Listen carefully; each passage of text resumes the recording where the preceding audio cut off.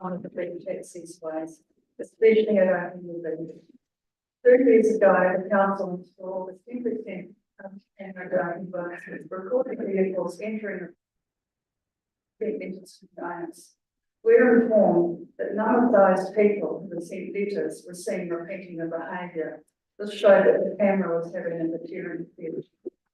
Cameras also allow continuous monitoring of activity without actually being on site. We're aware that cameras are not a silver bullet. It's also the problem of unconnected rights and files. Please put use of camera footage to enforce the vehicle rules. Forest Bird is assisting the council through researching options, and today this quotes with us $1,500 a week. Forest Bird is willing to contribute financially to the provision of a camera at our People Beach over the peak summer months, and I really do want to emphasise the benefits to you councillors that we are prepared to put the money into this. The council's already spending thousands of dollars on their areas of being removed and destroyed. We're advocating that spending on cameras and with their value for money. Cameras could help to provide evidence for prosecution, which can be strongly influence the community. Finally, there is no right in our country to roam like this. And it is only since the import of cheap SUVs in the 1990s that vehicle foundations. Notwithstanding their availability, we know there are still many law-abiding people who enjoy a beach and fishing. The council has the responsibility to follow through on its rules and bylaws and enforce them. The council's role as one of leadership in Forest Bird employs you to step up into that role because only you can do it. Thank you for your time. Thank you for your presentation. We'll take that on board.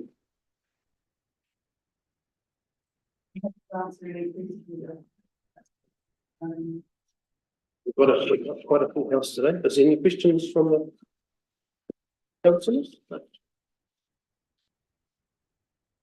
We are, yes, look, we're okay today. I'm sure you're aware we've got some real issues in the whole district regarding policing. About a dozen members of our local police force shoot. Yes, and there's a few bad people record for everyone. Education is always a good thing. I've got a particular passion about blue penguins. I see all their habitat is completely gone, but that's not from vehicles, that's from personal damage. But so I do understand sort of the issues and what goes on out there. So thank you very much for your presentation. Thank you for your time.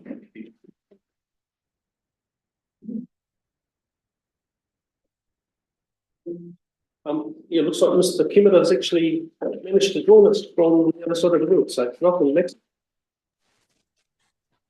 Morning. Oh, sorry. Yep, morning. It is morning over there. Yep.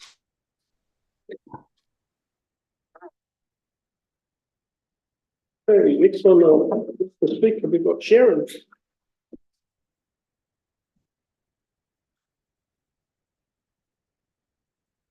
Good morning. Sharon Oxley, 15 Rimu Keating and Ross Palmer, same address. We're here to speak to agenda item number 19 regarding quad bike access. And I've got a statement that I'm going to read on behalf of about 15 residents who are on the statement. So I'll just go ahead and read that, and then Ross has some follow-up remarks afterwards. So we're writing to support express our support for the ODC staff's recommendation that council adopt option 2 regarding quad bike use in the Waitahi Drifts and Dunes subdivision. In the report to council, staff have rightly pointed out the many regulatory and consenting hurdles that would need to be overcome to provide legal access for quad bikes from the subdivision to the beach. Option 1 contemplates spending possibly hundreds of thousands of taxpayer dollars to attempt to undo the work of prior council members who themselves spent tax dollars to ensure a livable community for everyone. To pursue this option in order to accommodate a small local minority of residents flies in the face of good governance, particularly given the high cost and low likelihood of success. As residents of the subdivision and other community users of the beach, we also support the proposals to enforce the current restrictions by cracking down on vendors, replacing vandalized signs and bollards, and providing clear guidance to residents and other beach users regarding the rules governing quad bikes. The ODC staff report makes clear that given the projected growth of our community, unchecked quad bike use raises significant safety concerns. It damages the dunes and negatively impacts the quality of life of many subdivision residents, particularly those living on the popular routes to the beach. Have you got a copy of the? Yeah, people that have signed We'll it? leave this with you along with all the signatories that are on the, Appreciate it. Got a few more minutes left if you want to add. Well, I just wanted to, add a few personal comments to what Sharon said. I guess initially, we're a bit gutted because this issue has divided our community unnecessarily. This didn't have to happen. There was a time when misinformation was sent around our community and it could have been nipped in the bud. People could have been told what the rules have always been since the consent was originally given. And instead, we have people who, for some reason or another, believe that the rules either don't apply to them or the rules don't exist. I'm well aware that many people had expectations that when they bought sections in the drifts, that they could take their quad bikes pretty much wherever they wanted. And that's not in their title, it's not in their deed, it's not written anywhere. If they'd done homework before they bought their section, or when they bought their section, they would have seen what the resource consent said. We did that, we did our homework. We know what the rules were. I wouldn't have bought a section next to a place that allowed motor vehicles if I thought that that was the case. I bought that section because it was a pedestrian walkway. As one of my neighbors said, one of the first people to buy in that subdivision 17 years ago, before cars carved out that where the boardwalk is, that was a style where grass brushed against your ankles as you walked that path this wide. So that's what was there.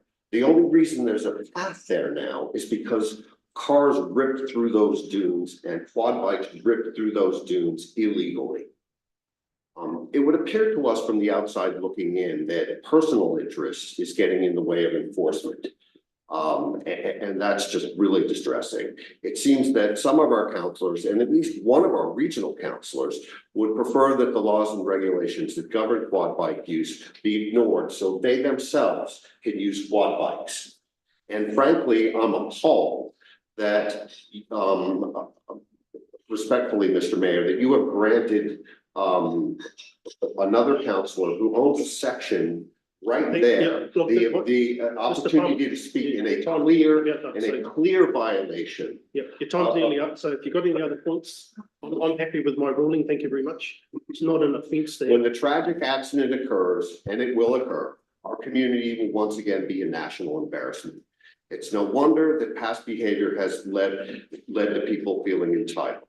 When the example being displayed by some of our elected officials sends a clear signal that it's okay to break the law. Okay, thank you for your presentation. Any questions from the council?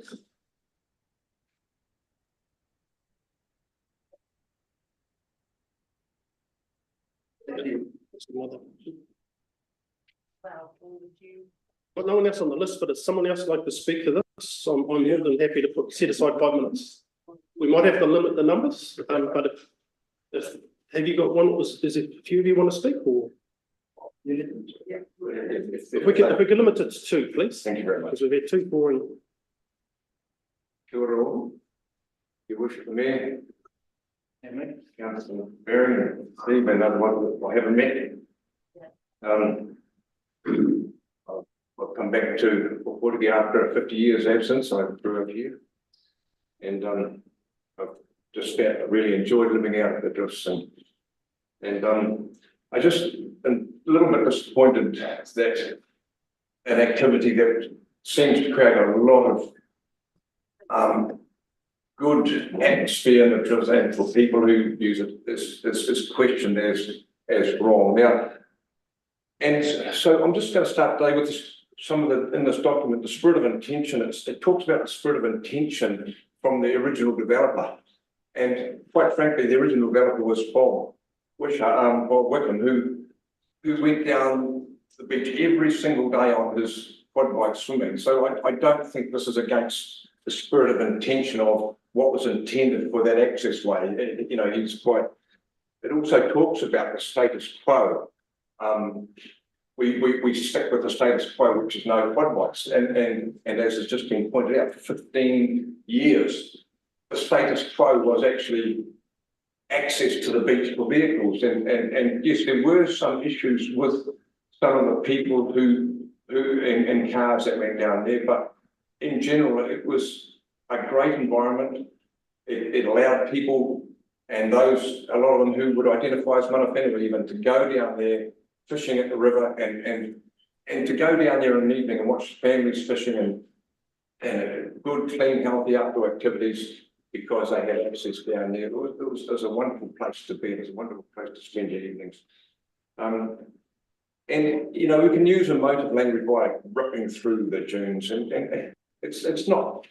There might be one or two in anything we do where people get a bit carried away, but in general, most of the people went down there at about half a degree over idle and just putted down the beach and did that. Okay, I'm going back to, you know, the healthy and active communities, which you no doubt would have policy around promoting healthy and active communities, and to allow that community down onto the beach with quad bikes is absolutely in line with that, because a lot of them are elderly folk who are either not so able to walk down there, taking their torpedoes down fishing in the evening, or families taking a canoe down for the kids to play on the beach, and it really is promoting a good, healthy and active community in that respect. The other one I would mention is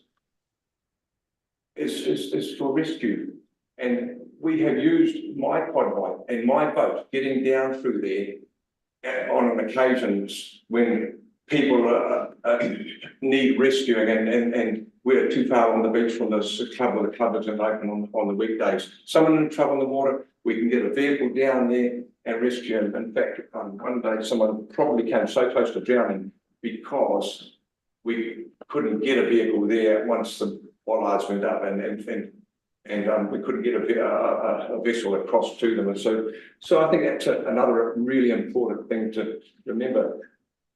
Now, as for people on walkway causing danger, quad bikes, the walkway would be, the wooden walkway would be the length of this room in a little bit. And if there's somebody walking on, everybody on motorised vehicles, they stop and wait. There's no danger of people getting hurt. To use that as a nonsense. The environmental effect. Okay, we'll go back to a couple of other things that are stated under option 2. We're talking about we need to go back to mana whenua to talk about it, but surely that most of that would have been signed off in your original quad bikes on the beach policy, where quad bikes are allowed on the beach. All we're wanting is from there to there, and it's not that big a deal. And I'm sure that people who even identify as mana whenua are some of the biggest users of that. So I don't think that's an issue. Environmental, if we can, the boardwalk that prevents, if we can have access on the boardwalk down to the high tide mark, that's what we're asking for. And we don't want to rip through the bird nest or up in the height. It's impractical to ride a bike up through there or driftwood and that anyhow. So it doesn't happen. And so I'm suggesting that all we need is an access through there down to the high tide mark and give us a 1 metre high tide, just get through maybe. I don't think the problem is as big as a few people make it out. You know, some people, there are, and when I say it's a very, very small minority of people who've turned this into a problem bigger than being heard, but I think the problem is mainly placed above the shoulders rather than a reality. It really is not a problem. In fact, you go down in there on summer's day and see everybody with a happy smile and kids down there with their families and access to the beach, and it's just a wonderful place to be. Yeah, I think that's sort of that's my main points. I think that, you know, we really do need to consider all people And again, those old elderly people, the disabled people and those sorts of things and keep it a happy place. Thank you for that. Have I got any questions for? Oh, was you? I'm Graham Thompson. Graham Thompson. Ray's son. I have met, you rescued a gentleman out of our river. Sorry, You rescued a gentleman out of a river a few years ago, didn't you? something like that, yeah. I've spoken to that gentleman who, Yep. probably wouldn't be here today if you had got down there. You know, these sorts of. Look, one of the things I'm going to raise here right now is, this was a matter that came up last year, at our last meeting. Yeah. I did request a community meeting. Mhm. That would have been good to hear the feedback from everyone. Yeah. So hear a balanced voice from all concerned. Yeah. I have, yes, I know Mr. Wickham, he was the one obviously driving around, and there was a lot more tracks through those sand dunes to the beach. So when you walk there now, there's very little damage underneath the boardwalk, but there's a significant amount of damage on uncontrolled ones elsewhere in our community. So look, thank you for your presentation. Have I got someone else would like to speak? I could allow one more speaker, but I'll probably have to limit it to one more. Yeah. Oh, also, second. Just pop up the front. I'm sorry. Yeah, no, you can come up, just take a seat. You're not just talking through. I guess the big part of it is that, hi, well, I'm Mike Gallagher. And I live out the just there. I guess a big part of it is that, you know, we bought the Warside because we want to bring our kids to a coastal environment. My wife and I got married at the Royal Crookley Church. We're at Crookley Church, and then my parents had a holiday park. We grew up in Waihao Bay as a kid during our holidays thing. So we've always felt really connected to this beach. And the type of things we used to do up the coast there, we bought here because it was close to the town, but we want to get our kids involved and get involved with devices, teach them how to ride, teach them how to fish, teach them how to enjoy the beach and all that sort of stuff. You know, that's part of the stuff that reasons why that we came here, you know. And you know, and I really do strongly believe that the majority in the drifts there are for, you know, having flights, you know, having fair access to the beach. I think, you know, these teachable scope to maybe have a code of ethics would be a good track to head down. So as a community, we come up with a code of ethics, so it's fair for everybody there in the drifts. And then moving forward from there, we have a proper consultation. I don't believe it would be a high cost to the council to actually go through that process. I think overall, I think as Graham mentioned, it's a wonderful thing to have, you know, that provide access, you know, it's great for the Contiki launch. I know Janine father used to go on the beach all the time with his quad to launch his Contiki. There's no way that he could push one, even I couldn't push one. So I mean, you know, to say that, you know, we're gonna ditch all the quads on the beach or in the dunes there will mean that most people there would also see other Contikis and see other community because of what the access to the beach. So, well, thank you for that. Can I just, is everyone here for this item? Is there anyone else in the public forum that's for anything else? Is it you all here for item 19?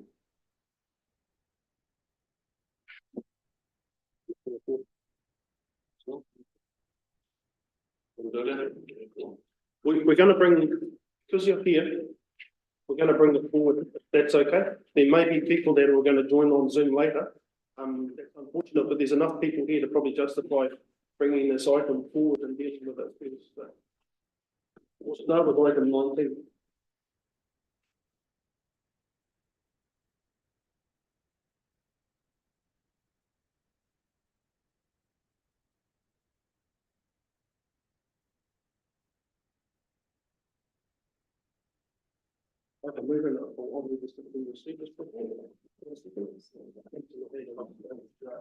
Yeah, and just one correction on the letter at the end.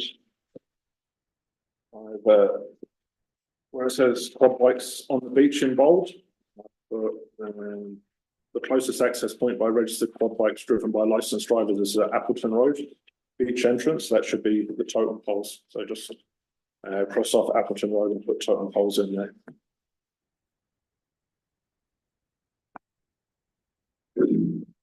Okay, in relation to the report, I'm happy to take it as read and answer any questions that councillors may have in relation to it. Essentially, there's two options available to the councillors. There's council looks to amend the bylaws and resource consent and reserve management plans and to facilitate vehicles or bike access onto through the dunes and onto the beaches, or retain the status quo which is currently set out in relation to the legislation and the resource consent conditions relating to the dunes subdivision, which I've attached in appendix to of the report.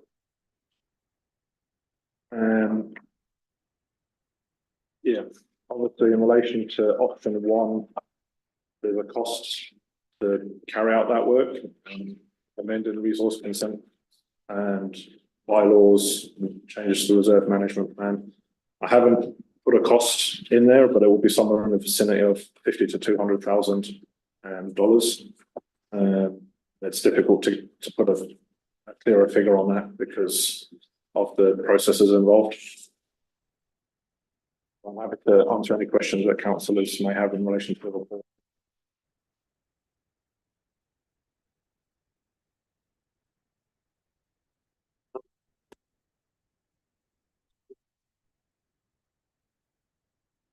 Questions on which we put them in. Put this on the table then.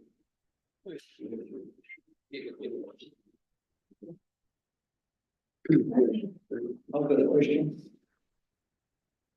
Like councillors, we sat here in this chambers and asked after a nice public meeting out of the White Brits that never eventuated. I'd like to know the reason why. Public meeting never eventuated here. Well, because you asked for further clarification, which this report provides, and there was a discussion in relation to that public meeting, and it was felt that it was better to have this report tabled for council to consider with all the information at hand, rather than hearsay, as we had at the time before Christmas.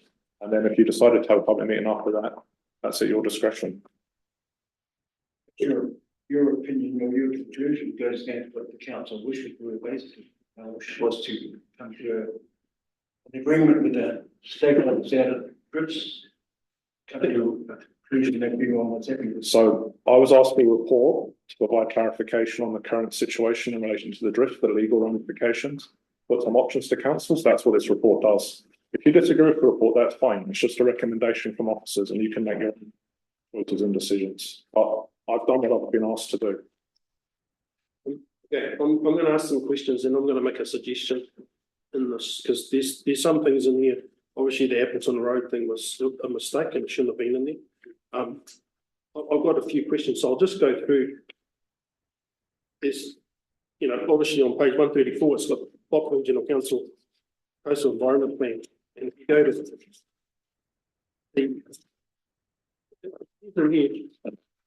it says, clearly states on there are different reasons why you can access the beach. And one of them is life-saving vehicles, police vehicles, emergency vehicles, people with disabilities, vehicles used for boat launching and retrieval. So there are provisions within even their rules of you know, accessing from the subdivision to the beach. There is no question that quad bikes are allowed on that beach. Right? We banned two-wheeled motorbikes to try and help the doctorals, but that area it's quad bikes, so it's accessing that area. And obviously there's a problem going past. If you go to the totem poles, how do you get past the surf club? Because you're not meant to be going past the surf club on quad bikes. Yeah, and that was a decision that council took in relation to not having vehicular access in front of the surf club. So the question is, how on earth do you access that into the beach if you can't access it?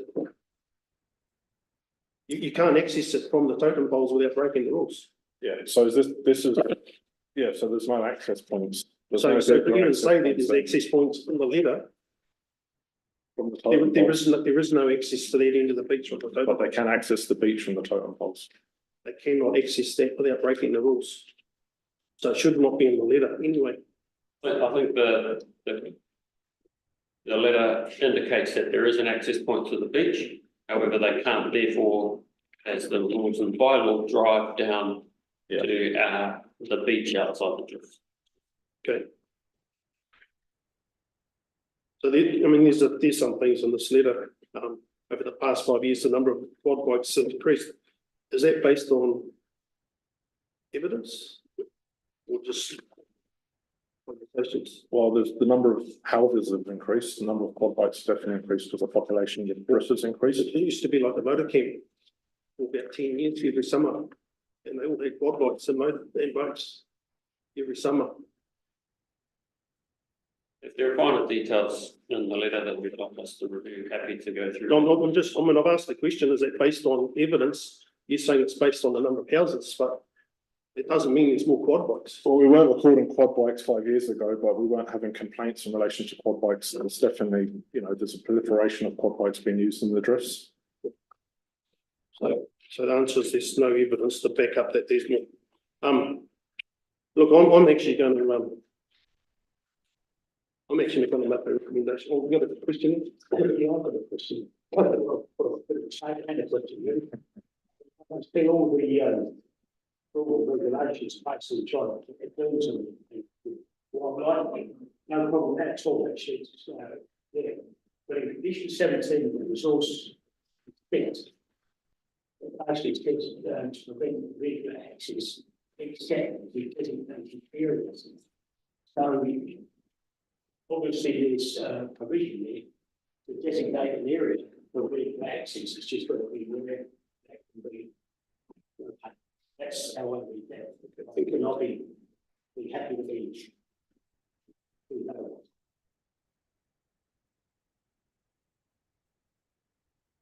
Any other questions? I'm actually going to suggest we leave this on the table and organise a community meeting.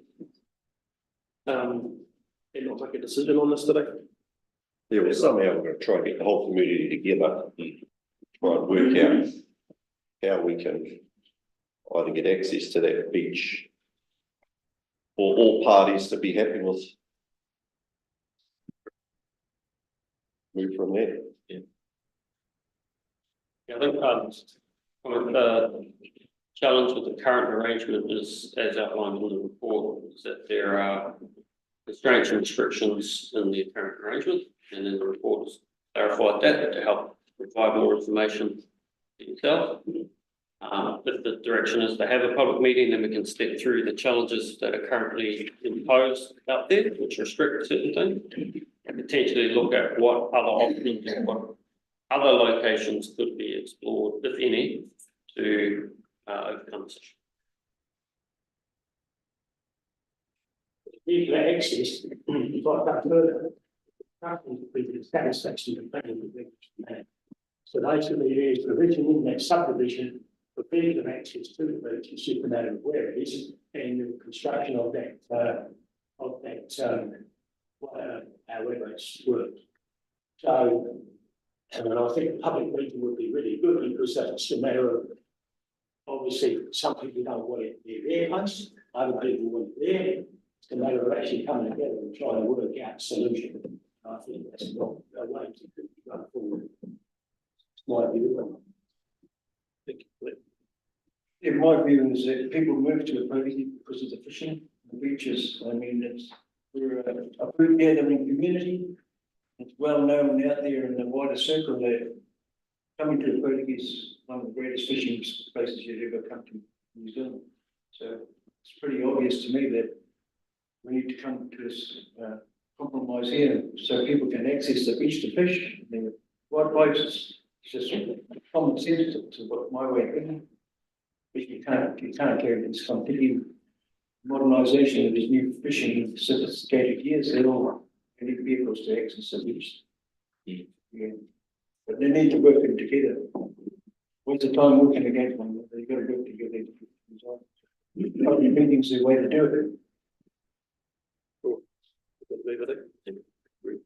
Yeah, I'm going to move that we leave this on the table. after a public meeting. Could be arranged at a later date. Thank you very much, Chris. Thanks, Chris. Second. All those in favour? Aye. Thank you. Thank you.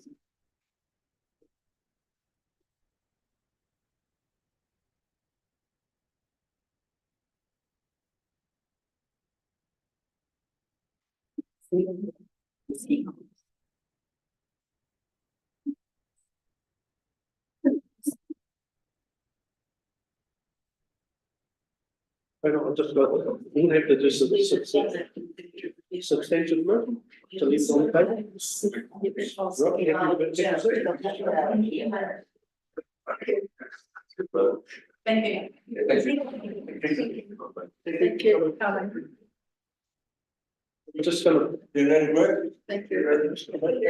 Yeah, sure.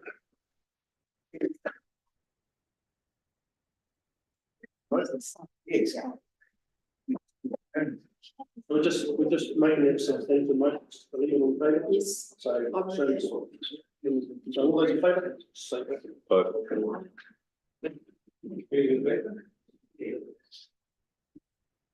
I think when we have this, I'd like to see it when we have that public meeting.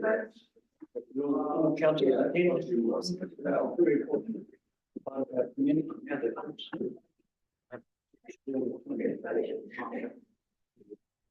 Is that clear? All right, sorry for that, sorry for the jump around. But that was the right thing to do, I think. I'll move on to item 1. Confirmation of the minutes, ordinary council meeting in December.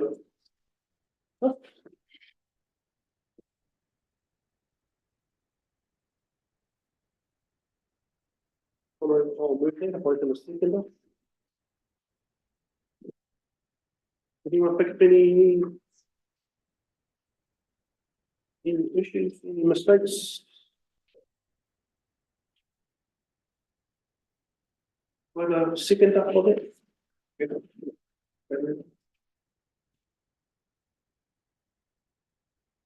No, pick anything up there? Put the question. All those in favour? Against?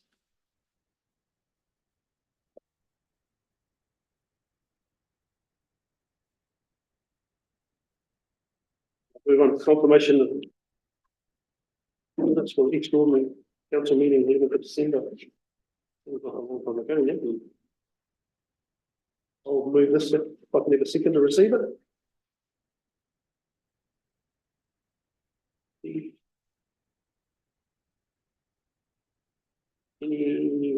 Anyone on there? No? I'll put that to the motion. All those in favour? Against? Carried.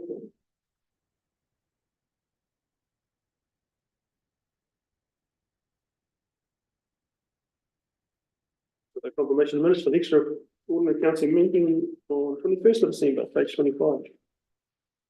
Do I have a mover to receive this, please? Let's see. That's one, I think, here. All good? Okay, Tom, page 24. Sorry, nothing here, you? No. I'll move that, sorry, I'll put that motion, all those in favour? Against? Thank you.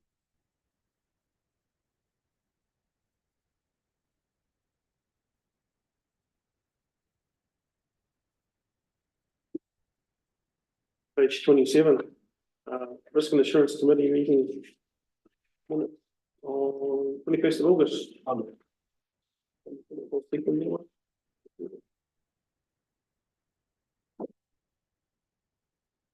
Anything there you want to bring up? No?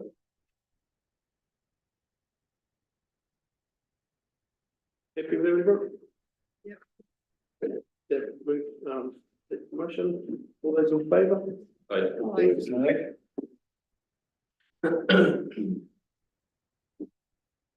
Next is moving. Move on to page 30. Move on to page 35. Minutes from the Coast Community Board meeting 31st of October. You like to move that, Maxie? Yep, Receive no this? worries, I'll move that. Second that one.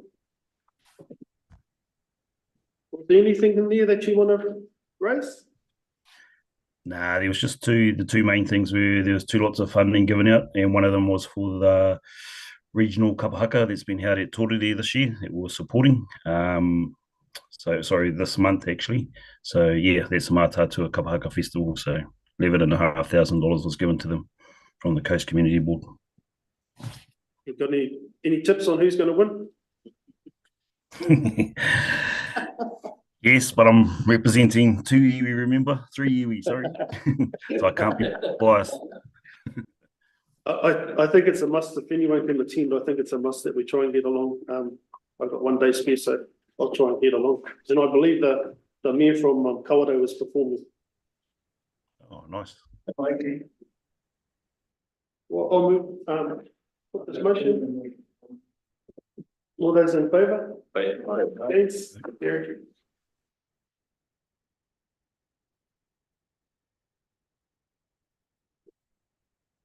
On page 40.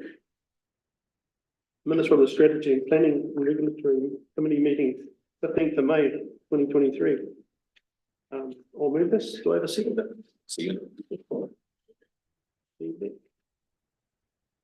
Anything in there you'd want to bring up? Councillor Nelson? Long time ago. Yeah. That's a bit.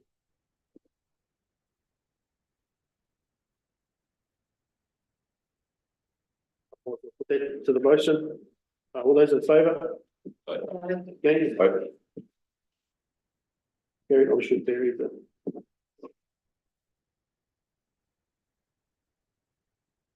Move on to page 42. Minutes from the Performance and Delivery Committee. I can see it.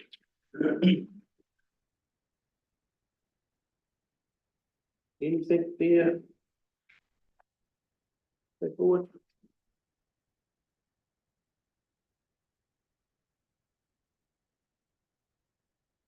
I'll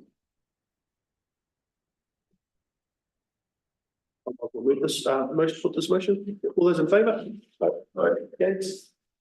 Carried.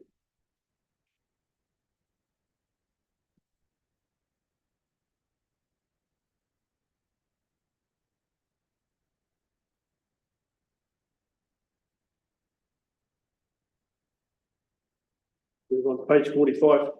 Draft minutes from the Coast Community Board meeting 12th of December. Move this one. I'll move those that be received, please.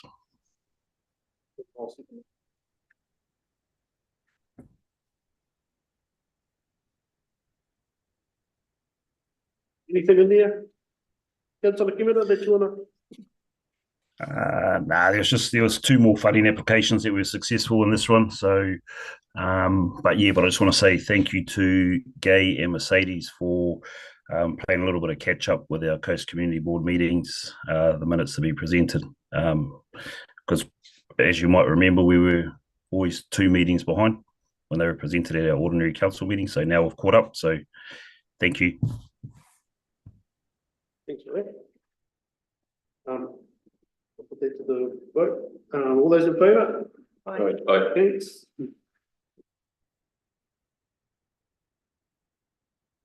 On page 49, minutes of the Chief Executive Performance Committee meeting dated the 18th of December. I'll move this one.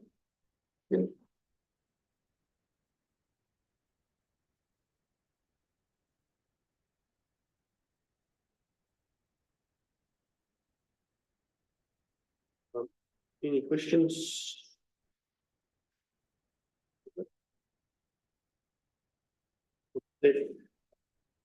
Motion. All those in favour?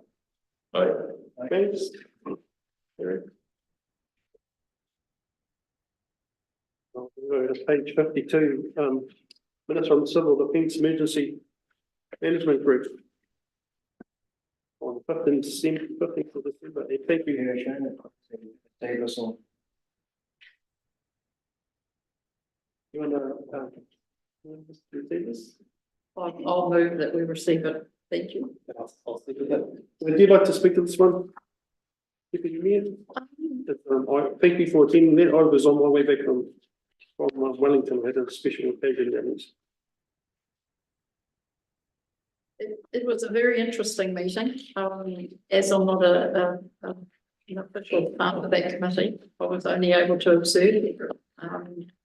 There was clearly lots going on in the Bay of Plenty.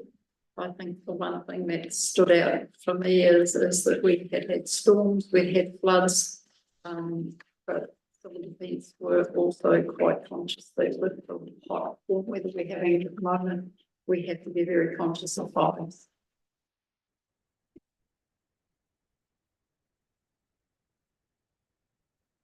There's a few happening around the country right now, isn't there?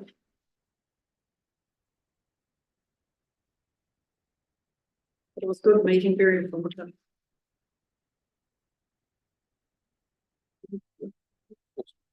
All right, I'll move, the motion is, all those in favour? Thanks. Thank you. I'll move over to the Regional Transport Committee, page 63. I'll move this by the seconder, please. I'll second. I did manage to make it in time. Our plane missed the runway on my return from Wellington, literally missed the runway. And Windy. no, they missed the runway. No, it wasn't windy, and they said that there was too many planes parked at the airport, and that's the reason why. But yeah, I'm not sure. But yeah, I got there in the end. They thought I was going to be late. Someone had messaged to say what was happening, so there must have been someone else on the plane with me. Look, in that one there, we had a presentation regarding the Eastern Bay Road Safety Operational Group. Councillor Gavin Dennis presented it. Unfortunately, the police representative wasn't present, which is a bit disappointing. But yeah, that's just how it is, seems to be at the moment in our district. But they did send a letter off to police regarding, more numbers on our road patrolling, basically. Just highlighting the issues we have in the lack of policing and policing resources. So it was good to have that support from the rest of them and get that sent away. Anything else you want to? We had a run of meetings all at the same time. So any questions from that meeting?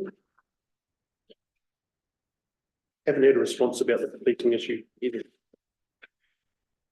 I'll put that motion. All those in favour of receiving that? Okay. Thank you.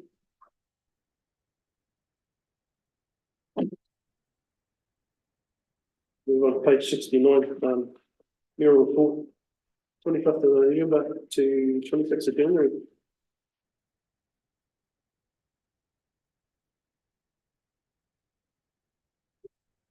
I'll move this one over. Second to receive it. I'll second it. Some real highlights in there. I had a couple of interviews trying to promote their district out of the area. It was interesting. I had feedback from quite a number of people who were listening to the radio. So people do listen to the radio and read papers. So that was nice to get a response from ex-locals living elsewhere. They seem really good happening. And thank you, Deputy Mayor, for attending a couple for me on my behalf. Judging the flag parade and sort of history.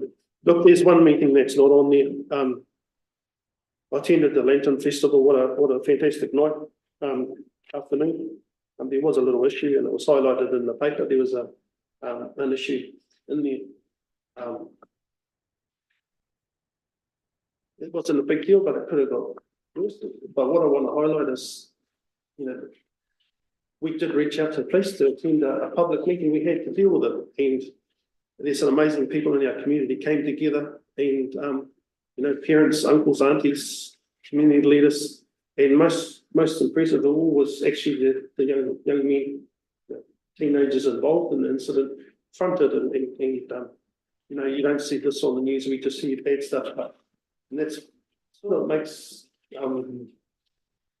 you realise what a community we are. And thank you, Councillor Kimura, for your role in that, and Councillor Howe for arranging us to use the club rooms to hold those meetings over a couple of weeks. We did invite police to the meeting. They unfortunately couldn't attend after hours, so 7 to 3 was the only time they could attend. So look, it was hopefully dealt with, and it was great to see the community come together again and taking care of issues. Just reminds me of what a special place this is. So thank you, thank you, Barry and Maxie. Around our community to take responsibility for itself rather than relying on outside services to try and solve our issues.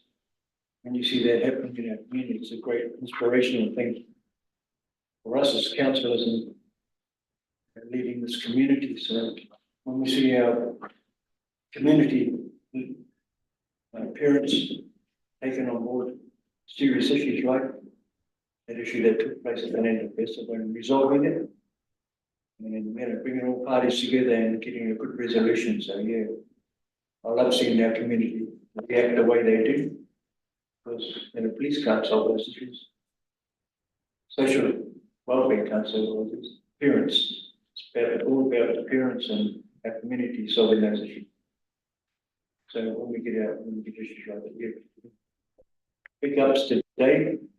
He's the mayor of our town and attending those meetings as well. They put a lot of money into that meeting as well. So big ups to you, Dave, for doing that. Community effort. I'll put this to the vote. All those in favour of receiving this? Against? Thank you. Move on to item 13. Portuguese Marine Advisory Group, the HOMEG update. I'll move this if I listen to that.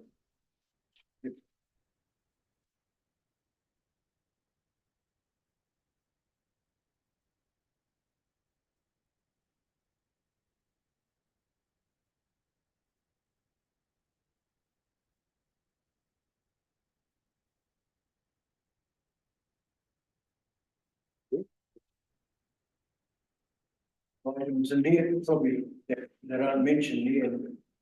I thought we had a really robust sort of a discussion about it. But the OMA meeting was one was the Coast Guard boat ramp that they want proposing to build. Majority of our OMA committee believe it's pretty inappropriate. Size of it as well, and having their own individual boat ramp seems to be against what the community needs. I think another boat ramp is required, but it needs to be multi. So there's two boat ramps down there, and the Coast Guard will not have a problem accessing either of those boat ramps if we get another boat ramp. So that was an issue that was quite a discussion on it, and there was some good positive stuff. It's just not in this on the agenda item. And also there was another good discussion that took place about accessing the Western Groin. Vehicle access to the Western Groin I'm talking about. I mean, some of the people that made these decisions didn't realise there's hundreds of people that use that as a Kaimoana gathering area. Without vehicle access to that particular area, the Western Groin I'm talking about, it's going to be hugely detrimental to our people. It's kite gatherers, you've got your white baiters, your land fishing people, your pippi gatherers, your people that want to fish off that ruins itself. Not allowing vehicle access is a discussion that needs to be had with all concerned and come to the right decision. So that wasn't in the minutes, I just thought I'd raise that. It's an ongoing discussion, and Stacey's taken some leadership in that. We've got now Whakatoi on board with it, so I think we've come to the right conclusion at the end of the day, common sense will prevail. Yeah, I can provide some further feedback. So on that particular item, Barry, it's been raised with the harbour development team, and that we would like that investigated, because the concern is that people are going to find their own way down. So let's try and Guaranteed. see if we can provide access or suitable access to prevent sort of some of the current issues we're facing.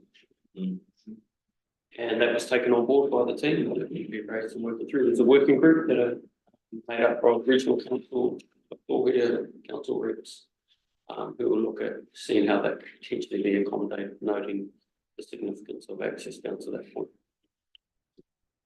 So we'll have to provide further updates as that progresses. Yeah, well, that's what the advisory group's all about. We are an advisory group. You know, we like to advise, get the right advice, hopefully, get the right solutions for some of these situations. And on the Coast Guard one, there's a very brief outline on number 22. But yeah, it doesn't really go into the breadth of detail of the discussion. Yeah, but we did mention that it was a public meeting, so. Thank you for that. Any other questions or? Yeah, I'd just like to endorse what Barry said. I think we probably need to hopefully have a meeting with Coast Guard at some stage to find actually where they are with us and where they're going. Shared boat ramp would probably be the best in the community. And if it does actually go out beyond about 3 meters from the wharf, it's just going to become a major hazard for the mussel boats coming in and out. So that still needs to be resolved.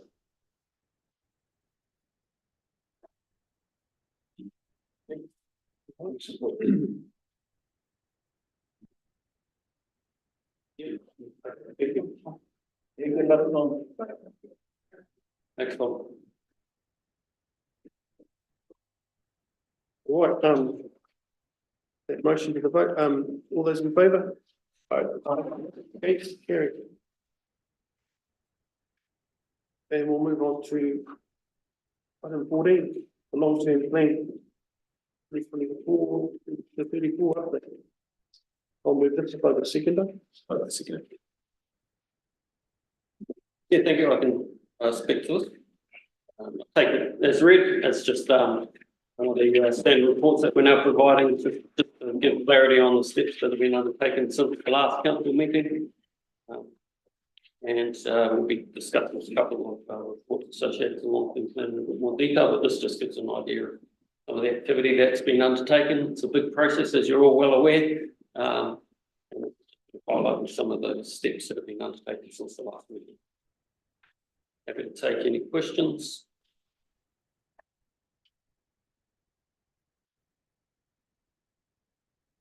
Any questions for me?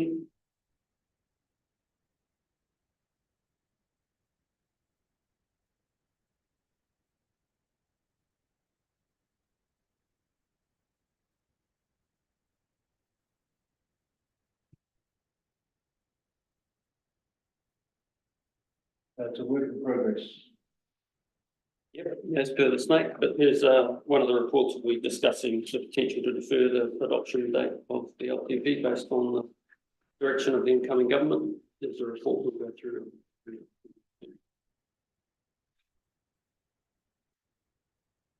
Just receiving this, so any other questions for? Motion to the vote, all those in favour? Aye. Okay, carried. Thank you.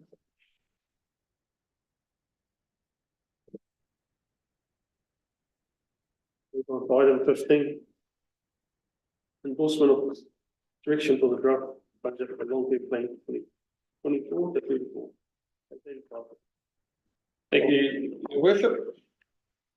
So I'll take the report as read. That's the brief summary. So obviously the recommendation is to seek endorsement of the direction for the draft budget for the 2024-2034 long-term plan.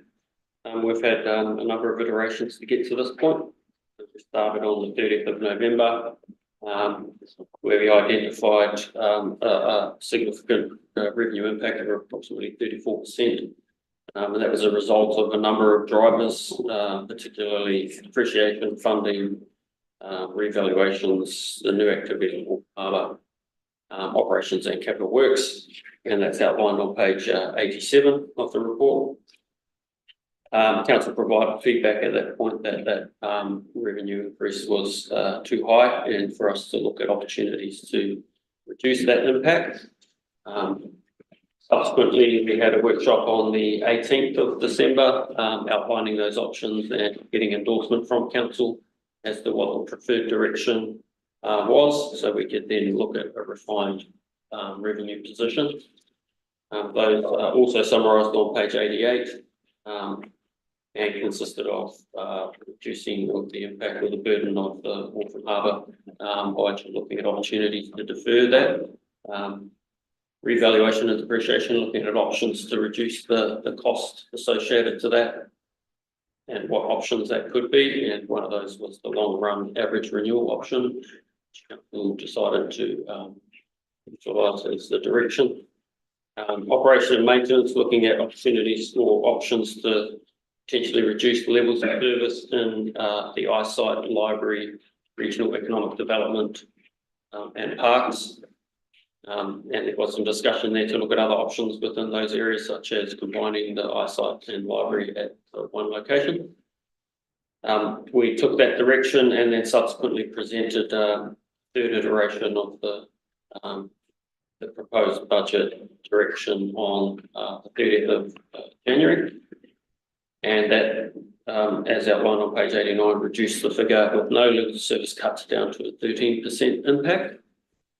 And that, as outlined there, was a reduction in the capital works program, reducing the funding of depreciation and revaluations. And with no service level cuts, it would remain at an operational level of 8%, resulting in a 13% revenue increase.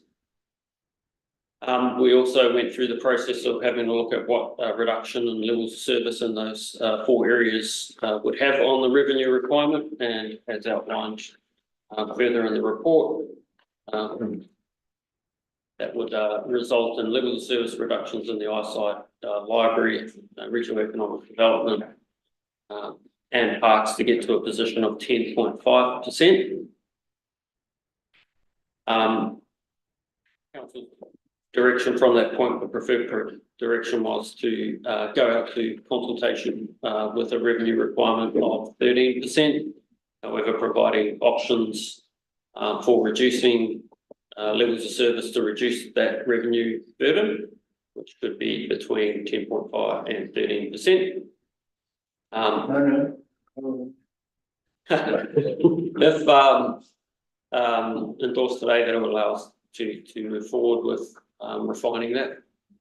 We will come back and discuss how the consultation document needs to be framed. We've got legislative requirements to meet, and we need to make sure that it is clear and easy to understand for the community to allow them to provide submissions should they choose to do so. Final comment is around, you no doubt would have seen in numerous articles and the like, that this is, again, unfortunately, a common occurrence in local government throughout the country. And we are immune to that, unfortunately. Happy to take any further questions in relation to the report. I'll just move it first, and I'll move it by the, so we receive it. I'll see. Sure, and so any questions? Sometimes when we refer our council to other councils around New Zealand, I don't go with that idea. Not when we're dealing with one of the most deprived areas in New Zealand.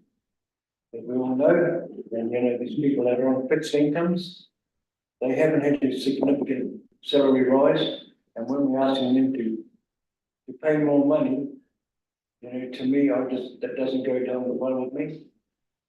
And so we've got to not compare ourselves with other councils. Like we compare ourselves with what our situation is in the public again. Affordability.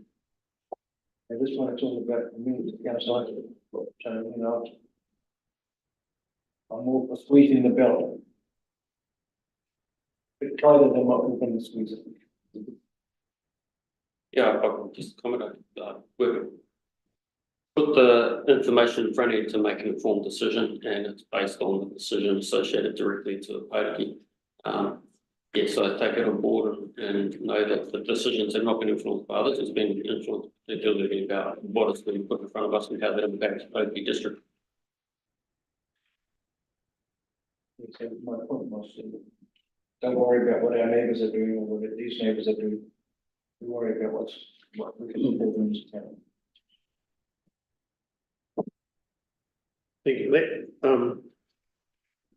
Yeah, I think it's been a good result from getting it from 34 down to 10.5 to 13, but I just want to put it to staff and to Stacey, whether we can squeeze a little bit more blood out of the stone, try and get it down a bit lower, and I think the ratepayers would appreciate it.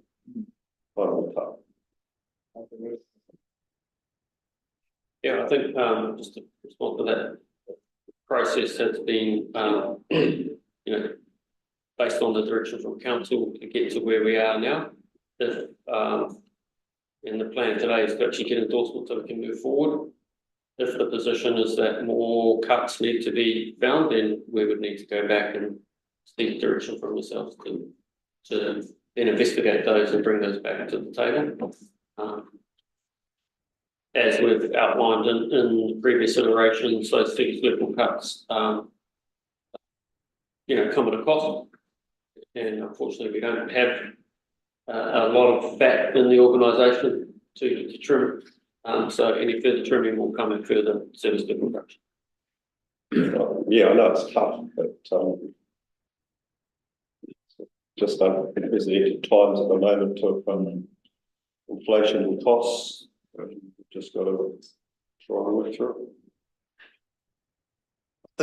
I think the direction from the meetings was if we can find, if during that process, we find another half one, please let us know. And we'll change directions because it is tough out there. I hear what the hell is saying about other areas, but it's facing the whole country. So I'm glad I'm not in some other areas because it highlights some of the good work that's actually gone on in the past, and wise decisions that have been made, and the benefits from stuff through the PGF, different things that have happened in recent years where we had items that were on our books to go ahead at some stage, but they were funded. So we've had some very good results in the past. So it could be a lot worse. We could be facing that 34 with no room to move. So, but if you find another 1, 2, please let us know. Sometimes when if you're in business or whether it's council or not, sometimes when you cope and you talk about tightening about it, it's about doing things differently. Doesn't mean you have to stop not doing stuff. It's about doing stuff smarter and differently. And a bit smarter, right? We don't need consultants for that issue. We don't need consultants for that issue. There's enough brains around for us to do things like that. Yeah, I take things smarter. Take that on board. When we've implemented a number of efficiency improvements in areas of the business. There's also areas of the business that we're constrained in terms of our legislative requirements and systems and processes that we have to follow, and sometimes they're rigid. But take it on board, we have and look at opportunities to be more efficient within the business. 100%. Okay, the recommendations. I was just going to ask the question through your worship.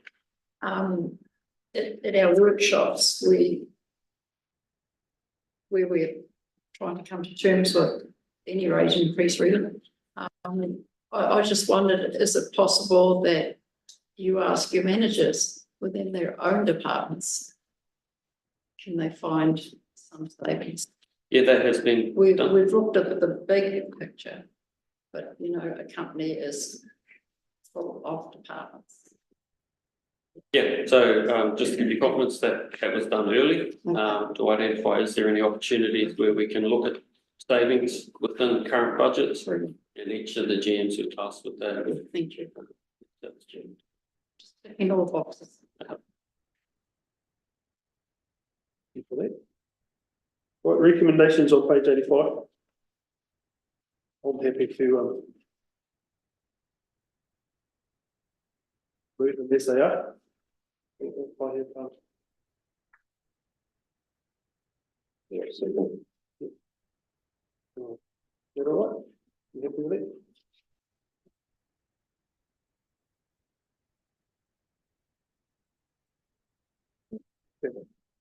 Any those in favour? Against? Eric, thank you. Thank you for that.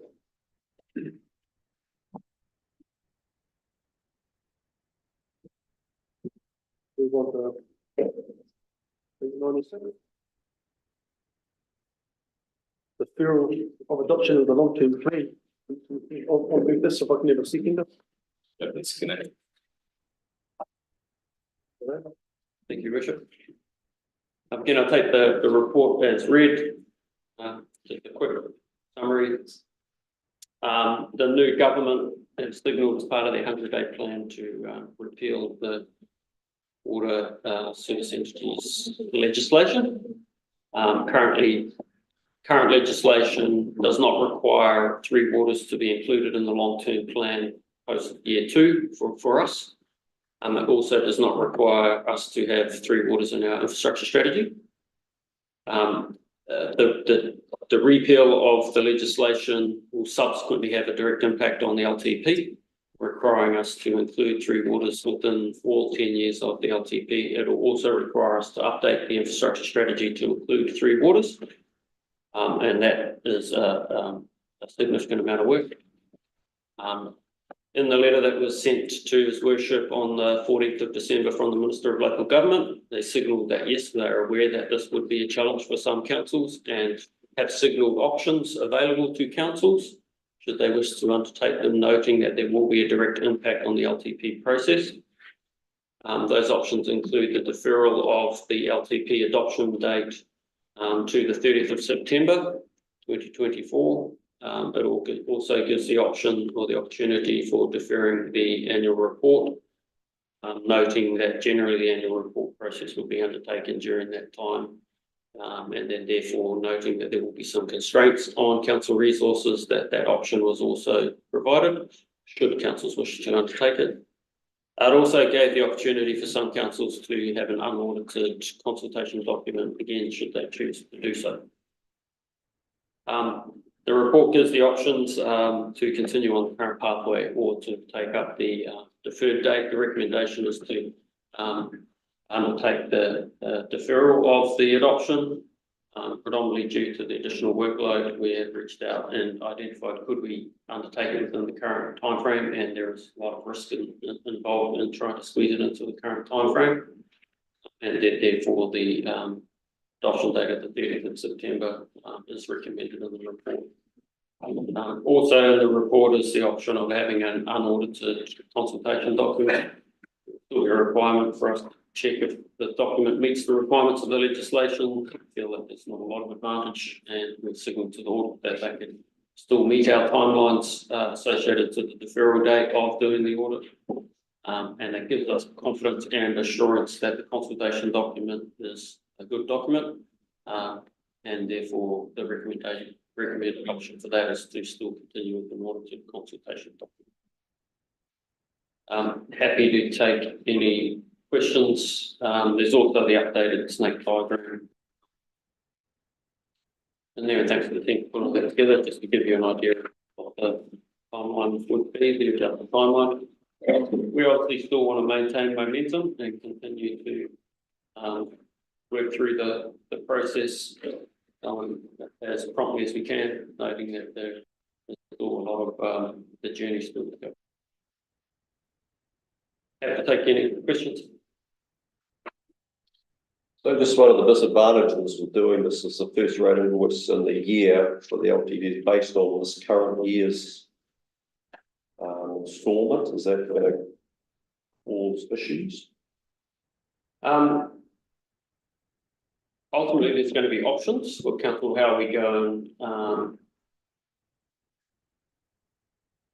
to get the required income for the year, post the 30th of September 2024. So yes, the first installment could be an invoice, which is based on the current year's rates, and then the subsequent rating request will be made up of the rest of the revenue that is required to be collected for the remainder of the year.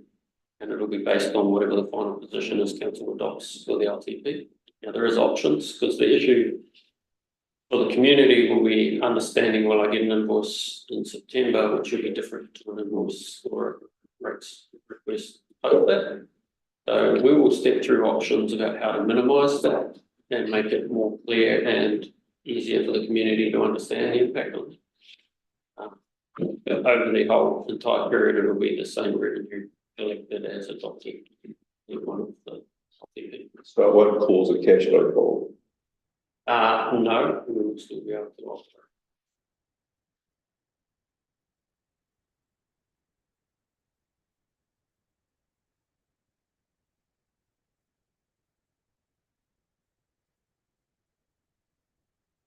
Any other questions? I've just got one, but it's probably not much chance of it. If you did happen to be ready and earlier expected, can you bring it forward? We can look at adjusting the timeline if, No, look, the sensible thing would be, as we progress. and this is also something, this highlights the workload that gets put onto staff, the extra costs, the extra work that goes into this, with the changes in directions given. Yeah, and it eats into that rate rise that we have to deal with. Yeah, so it's just forced on us, unfortunately, and I think we can give ourselves make sure we can get this done properly. Giving a breathing room is probably the best option and the less stressful for the staff. There were some challenges in terms of the timeline. Obviously, we rely on audit and their timelines.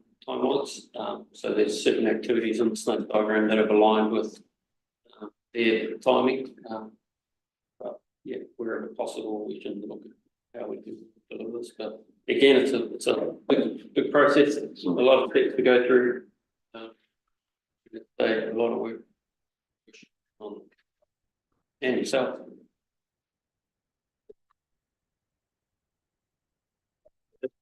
So there's little. Look, we've received this report, so we'd have to do, is there any other comments on it? We have to do a substantive motion. The recommendations are on page 96.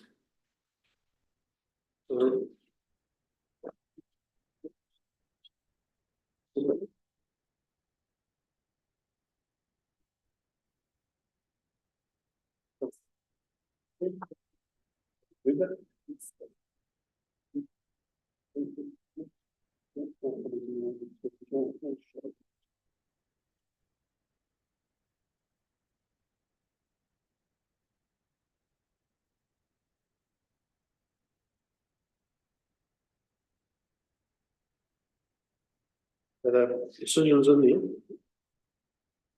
So recommendations. Just correct me if I'm wrong. Stacey? Yeah. We're looking at 2B. Yep. 3A.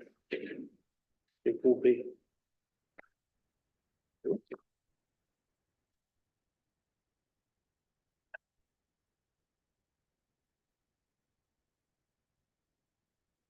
Number 2, we happy with 2B? Yeah.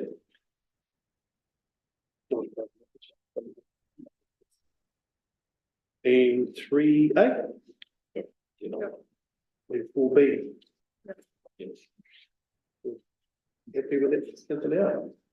With this substation motion, those are the ones we. Yep. Yes. I'll move that. I'll move this. All those in favour? No. Against? Thank you.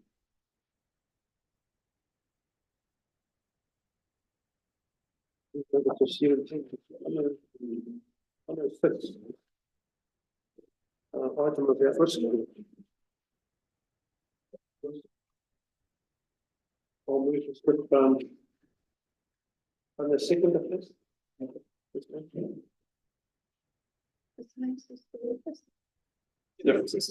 Sure. Yep, I'm still here. He might be asleep, but he's. Just checking next.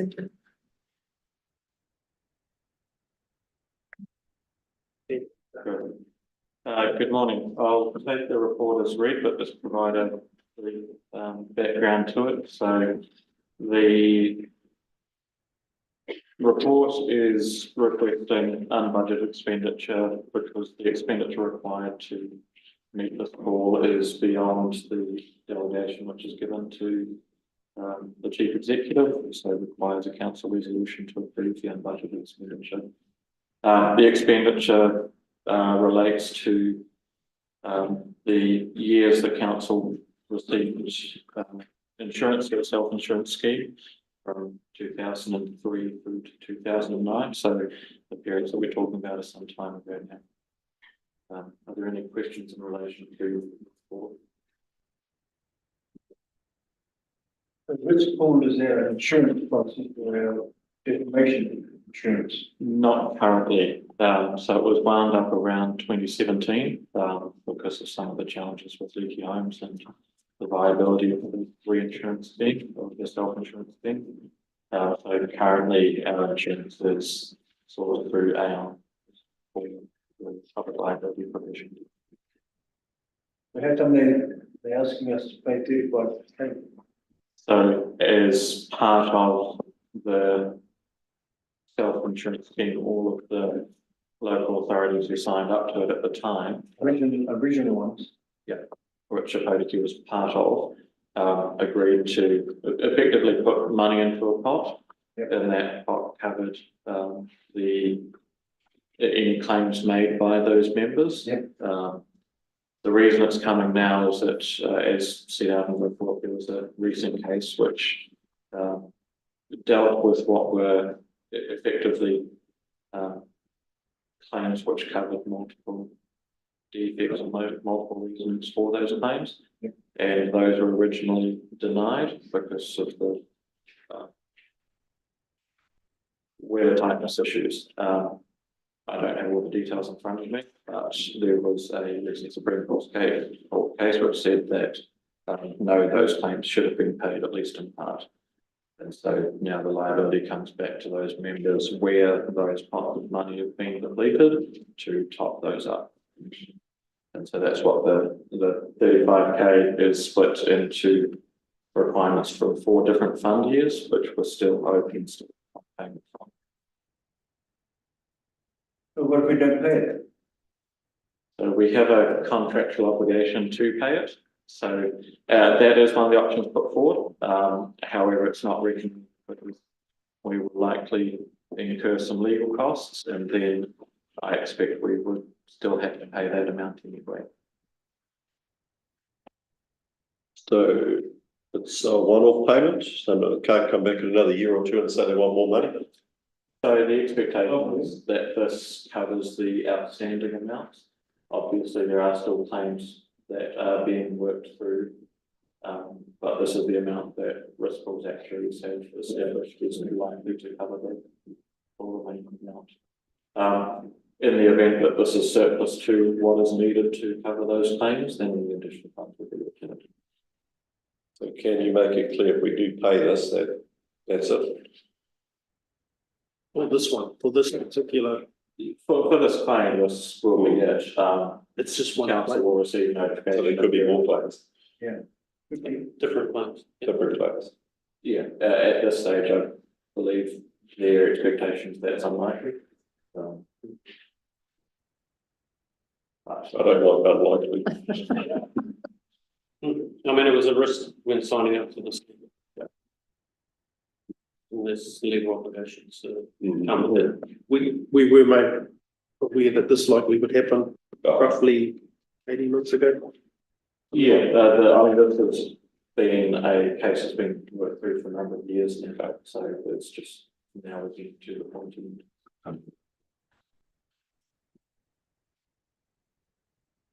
So then, will this happening should in years to come, do we put a bit of money aside for this, or is it best to just sit and wait for the bill to come in? Based on the direction that we've received from Risk Pool, they will notify us if there is potential further claims expected, and at this stage we can see.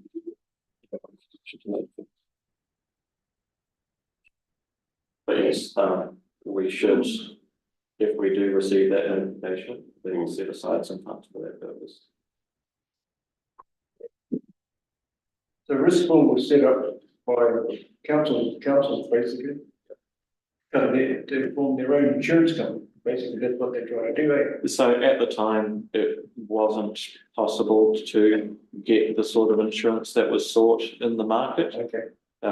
So at the moment, our insurance is sourced through London. So through the Bot Place arrangements, that's been quite successful. At the time, we're talking early 2000s, that wasn't available in the same way that it is today.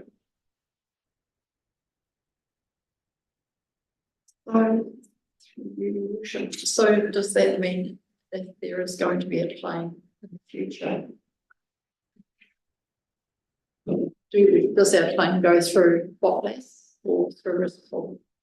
Because you can't. It would depend on what year the claim's related to. I expect it would go through Botless, given there is a period in which the claims need to be lodged, and given our cover through Risk Pool ceased, I believe, in 2017 year. Next year is the last year that any fund is to be claimed against. So all of our claims that are to do with the current periods are through our insurance provider agent and subsequent reinsurers. So basically, we've got another year that we could possibly end up with claims lodged against us, or well, be liable for claims lodged against us. Yes, I think the one of the things to note about this is that the call amount is only requesting a top up of that fund where it is short to be able to pay the amount required. So even if there was a claim still to be paid by Risk Pool to a council, those fund years may have sufficient funds against them to pay that claim, or have been successfully reinsured to be able to cover that claim. So this is a top up. So if we get through the period with no more claims against Risk Pool, there's a chance that we may get money back. No, so this call is required to pay claims that have already been identified, or previously denied, where at least part of those claims should have been paid. So when are we, where's our out calls, like when can we get out of the risk pool altogether? So we are already no longer involved in with them in terms of new business. It was wound up a number of years ago.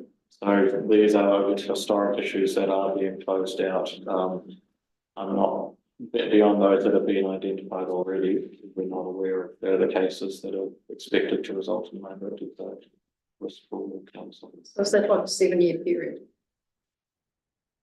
So that's, I believe that's the initial claim period, but the issue at hand is that there were claims that were, we're going back much beyond that 7-year period, just about 20 years ago now. Claims that were denied, and it's only been recently found by the court that those should have been paid, at least in part. And Risk Pool and their actuaries have quantified the expected amount of that claim and similar claims that were denied but may have had some payment required against them. And that's what this call is related to. So if there was any claims that were in the past denied that are, if we look at again. Yeah, and so that's what this total, that this call encapsulates. There are some other claims that councils may be looking to make, but our understanding is that those will be past the time limitation period, so won't be successful. So all the other councillors that signed up to this board are in the same, but in the same group of what we Yeah, comparison. of course, the amounts of the, Assume that they're all. their understanding is, Where you have to sign up to their idea. well, so at the time, council got insurance that it otherwise wouldn't have been able to get. And until the leaky building project actually worked quite effectively, just with some of the challenges that posed to our council.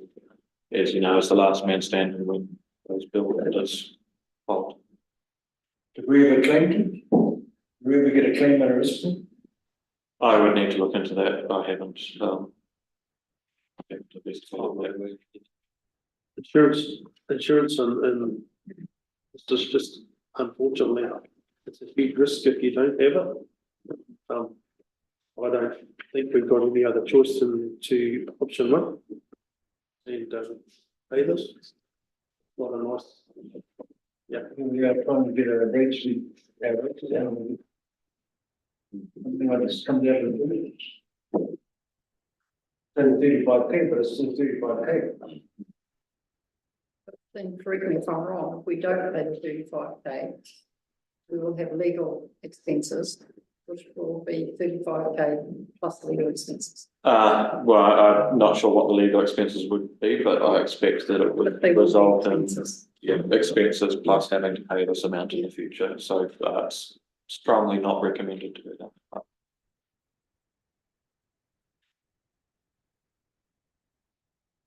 Enough questions, we just got to make a decision.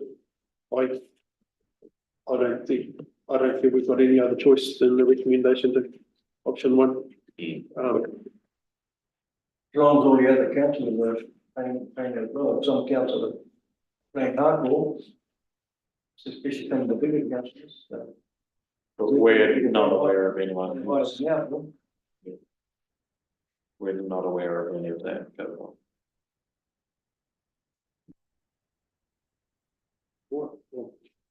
I'll move that we go with option one. I was second it. Oh, second it. Vote on that one. All those in favour of that? Aye. Against? On the fence. That's the bit. Abstain. Thank you. No more. Okay, move on to item 19. Page 111. I'll move this if I second to receive it.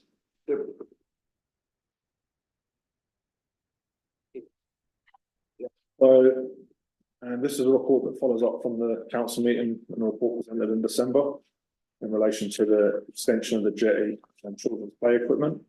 And council asked to look into the prospect of a jetty and a additional boat ramp on the other side of the Coast Guard building. And so this is, the report sets out the options available and follows some discussion that we've already had in relation with the regional council. So yeah, we put 4 options there and just continue with the playground and the jetty as agreed in December as recommended. And the other options are include the additional boat ramp and jetty and include the boat ramp separately or the jetty separately as well. That's options 2 and 3. Questions?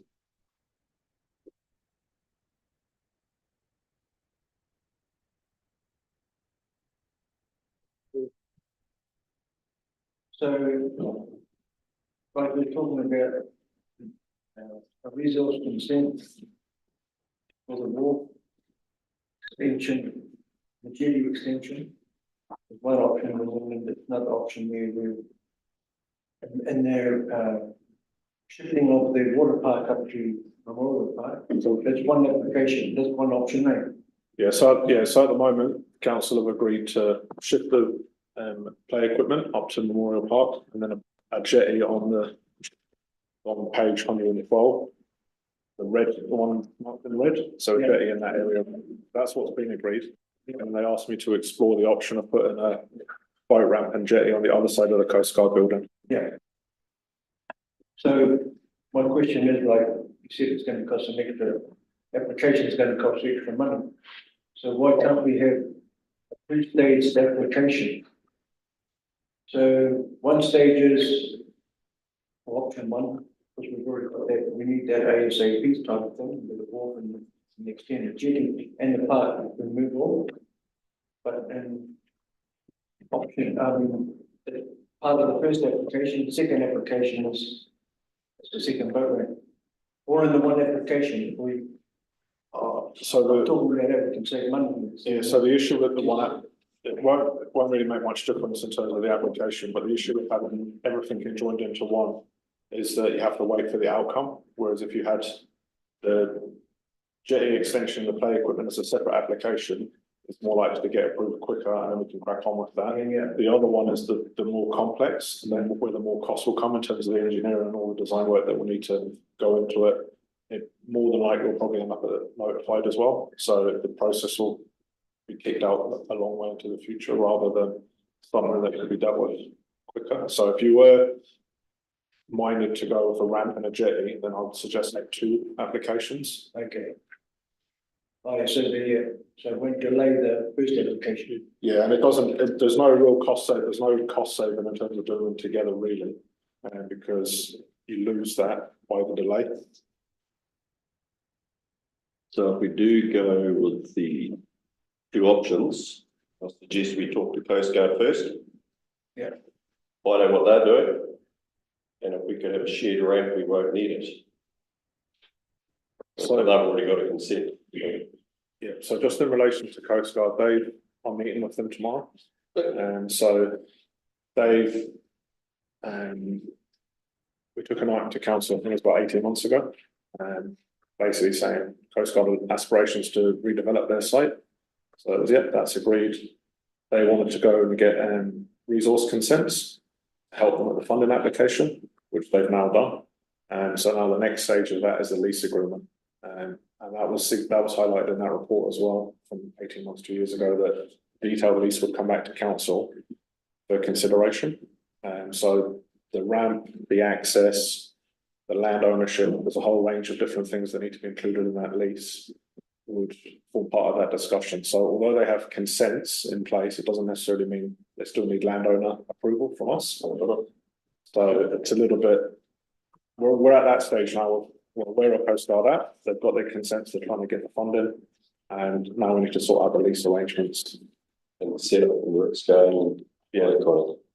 So, for instance, council could say, well, our preferred option is to see if this is a public boat ramp in relation to that lease and tie it into as part of the lease arrangement as well. There's various different levers there. Like we indicated, or there was an indication previously that some money might be put aside for or given to Coast Guard to help fund their building if they put public toilets in it. So rather than council building the public toilets, we'll just put as part of it. So that is again something that will be part of the lease arrangement long term. So with their boat ramp that they want to put in, like it's pretty obvious that they're going to put a 4-bay boat ramp in. So we've got a 2-bay boat ramp in there at the moment. They want an exclusive 4-bay boat ramp just for them, because we've already asked the question, can we have a multi-purpose boat ramp? So the public can use it, they said no. So I think Dean's right, I think we need to have that meeting ASAP with the council, with the Coast Guard and say, come to some sort of a common sense solution here, which is good for the public and good for the Coast Guard. So my way of thinking, if they're going to try and go ahead and build a 4-bay boat ramp just for them, which they don't need, we should not be negotiating any lease of any land. But that's a decision to have later, and them building this, I mean, that's their choice if they want to fund it, but the buildings, not.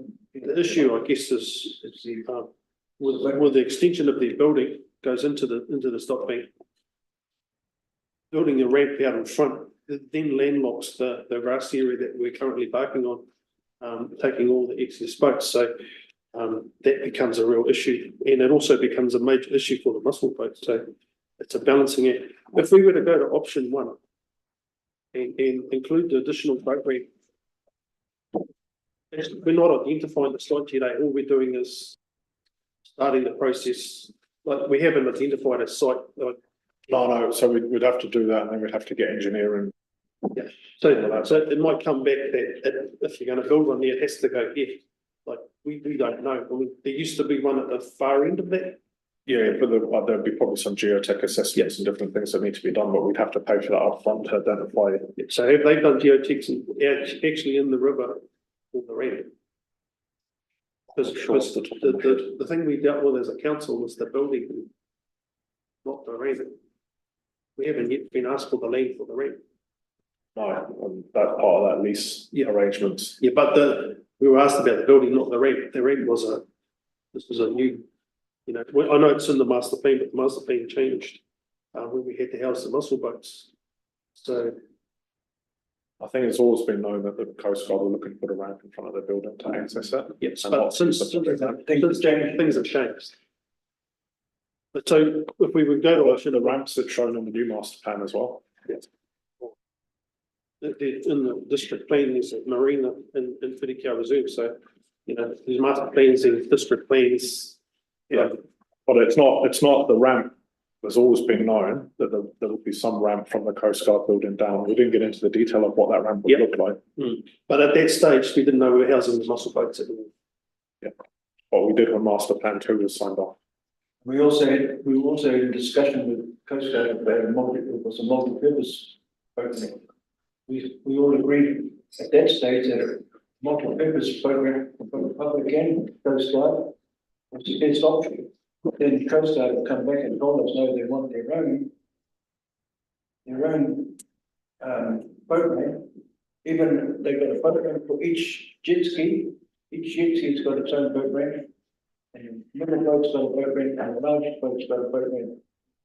They all project another 4 meters out behind the wall, which will impinge the mussel barges coming in, because it's the section where the water stage. If you look at the diagram here, see the mussel boat, the front mussel boat sticking out 3-4 meters into where the Coast Guard building is. So it goes what 3-4 meters out, doesn't it? Well, that's what part of that lease arrangement would cover all of that in terms of what we want as a council and the aspirations. What council wants. They've got consent. It doesn't mean that they're bound to their consents because they don't have landowner approval as yet, because they don't have a lease in place. And correct me if they have to undertake that before they can implement the consent. Yeah, so there's a advice note on the consent that says they need to sort out the land ownership and the lease arrangements before they can start building. In relation to in relation to this report, the recommendation is, and you mentioned it earlier, Councillor Howe, around trying to get these elements implemented quickly, particularly the extension of that jetty, with, you know, the mussel boats potentially coming in, housing there. It's going to occupy part of what is currently utilised by the public, and having that extension of the jetty would allow the public more access to the space, which would be a good outcome. And it'd be nice if they could be implemented around the same time, would be ideal. So hence the recommendation is to sort of progress that, those two elements, and try and get consent for those as quickly as possible, and try and implement those as quickly as possible. In terms of the boat ramp, we can explore opportunities to overcome some of the issues that we have now become aware of, now that we have more information and more detail about how the elements are going to potentially interact and how we can work through and talk through some of those issues. And as Gerard's mentioned, he's meeting with the Coast Guard tomorrow to identify that these are some of the concerns that are currently, we want to try and work through. Because we also got to remember too, Jared, Snell's Beach option is by the wayside now because of the erosion problem, so when this first consent went through, we were building a new boat ramp out at Snell's Beach, but it's not happening anymore. Muscle boats were going into the Peterson Marina, that's not happening at the moment, so it's a complete change of everything that's happening within our agriculture development.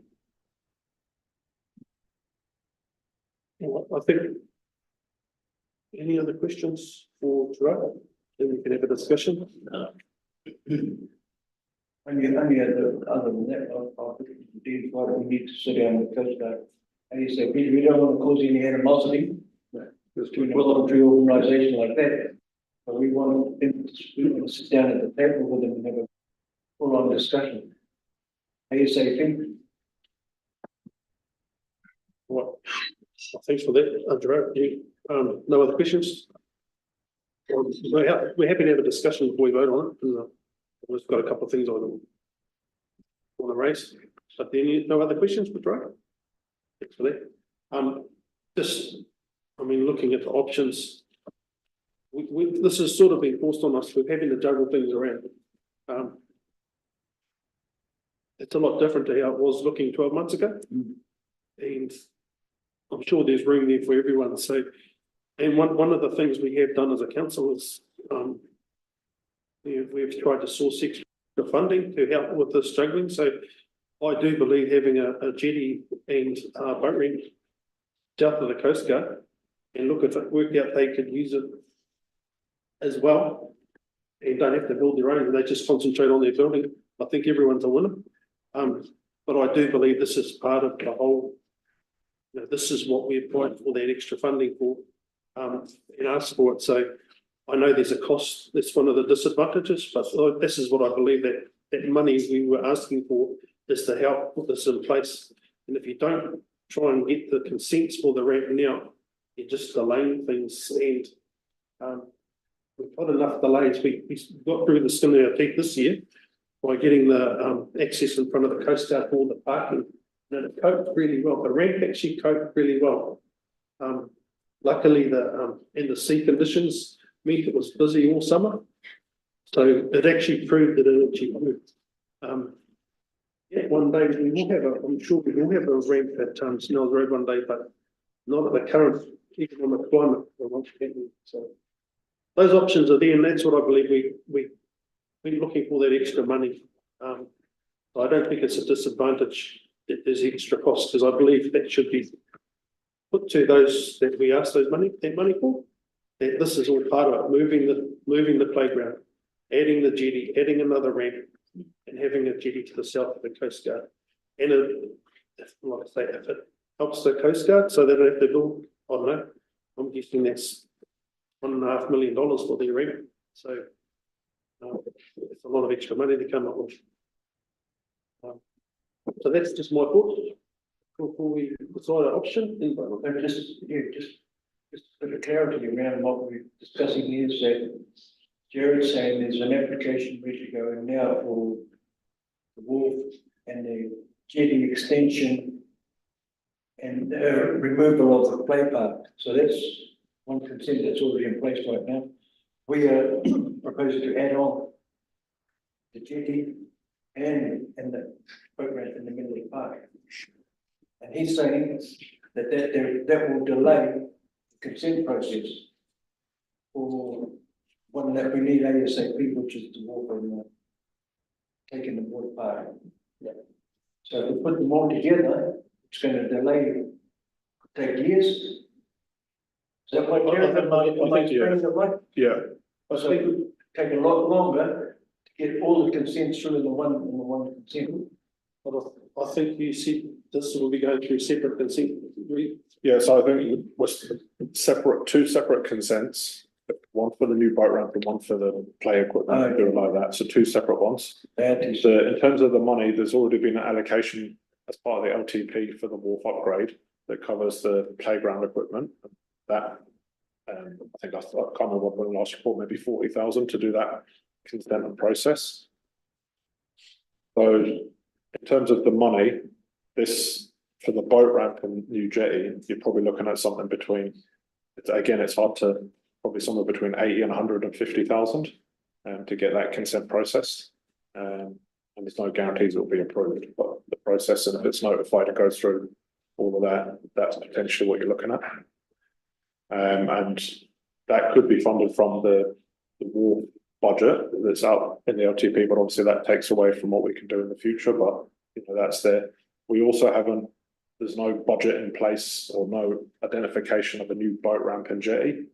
So that if we get, even if we get consent and it costs us 100 grand, then there's also the money to build the boat ramp and to build the jetty. That hasn't been factored into the LTP wharf ring fencing, but there is money there because we haven't done Snells Road and we could, yeah. And aside from that, there is a fund that we've asked for extra finance, so I believe it's actually all part of the same thing. It's not just always building another ramp for the sake of building another ramp, it's all part of the joking around. You put these muscle boats in. It's not necessarily going to be funded by the rate if we can use the funds that have been, you know, we have a for that indicated. I think the funding from MB you're referring to. Yeah. I guess the risk associated to that is that funding has been identified for the wharf upgrade, as well as other activities in the present, which could argue that it could potentially be utilised for that. However, it's currently tagged against dredging and maintenance operations. Yeah, and if options become a bit lower than scheduled, there might be money to be set aside. But it is part of what I believe this is part of their whole. It's making room for these boats. So I think we have to stand up with the conclusion. But if you have the consents, you know, you actually don't start the building until it's you can find the funds for that at a later date. So do we put that in as a line item for maybe year 3 of the LTP, the cost of ramp and jetty if consents are approved? So just so got this right, actually. So we probably want to go with option 4, is that what we're talking, to get that up and running and get it going, and then we start looking at talking with the Coast Guard, see whether they can work together. I think, so I suppose it's option 4 plus, so it's option 4 plus talk to Coast Guard with resource consent to be explored and applied for in relation to the boat ramp and jetty, and the cost of the boat ramp, estimated cost of the boat ramp and jetty be included in LTP year 3. So that if we do get consent and there's money there to do it in year 3, which will probably tie into the consent end. But in the meantime, obviously, we're not going to plough on with the resource consent until we firm things up with Coast Guard. And we've had that discussion. Tomorrow will be the start of that discussion, and we can start figuring out some terms to come back to council to consider. Fully appreciating what you guys are saying in relation to that public access. But realistically, the ramp situation, whether it was all bells and whistles, will take at least 2 years to sort out because there's other issues that need to be sorted out as well. So even if council signed the lease today, it will still take at least 2 years before anything can happen.